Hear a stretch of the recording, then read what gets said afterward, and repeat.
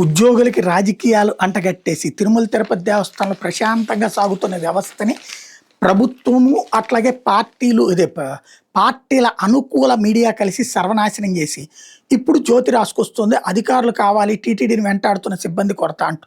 TTD సిబ్బంది కొరత వెంటాడుతుంది. కొన్ని కీలక పోస్టులు ఖాళీగా ఉన్నాయి. మరికొన్ని పోస్టుల కింద స్థాయి అధికారులకు అదనపు బాధ్యతలు అప్పగించారు. దీంతో పలు విభాగాల్లో పనిభారం పెరిగింది. ఆ ప్రభావం అభివృద్ధి పనులపై పడింది. ఇంజనీరింగ్ విభాగాన్ని పరిశీలిస్తే ఏటా 475 కోట్ల మేర పనులు చేపడతారు. 2 నెలల క్రితం విభాగానికి చెందిన 5 అధికారులు పనిభారం తట్టుకోలేక వీఆర్ఎస్ తీసుకున్నారు.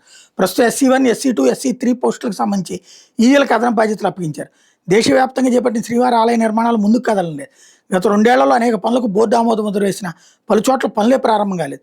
సీఎం చంద్రబాబు సూచనతో ఐటీ విభాగం కమాండ్ కంట్రోల్ను బలోపేతం చేసిన భవిష్యత్తులో మరింత పటిష్టమైన వ్యవస్థను రూపొందించాల్సి ఉంది.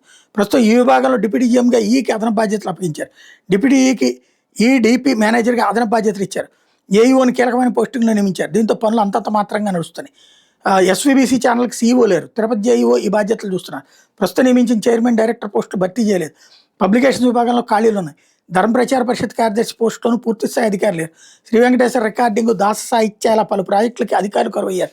విద్యా విభాగంలో కాంట్రాక్ట్ ఉద్యోగులు ఎక్కువ. వీళ్ళని రెగ్యులరైజ్ చేయాలని తీర్మానించిన అమలు చేయట్లేదు. మరి కొంతమంది పదోన్నతులు పెండింగ్లో ఉన్నాయి. ఇలాంటి లోటుపాట్లను సరిచేయకుండా భవిష్యత్తులో మరిన్ని ఇబ్బందులకు గురయ్యే ప్రమాదం ఉంది. ప్రభుత్వం ఇప్పటికైనా టీటీడీ అధికారులు సమీక్షించి తగిన చర్యలు తీసుకోవాలని సిబ్బంది కోరుతున్నారు.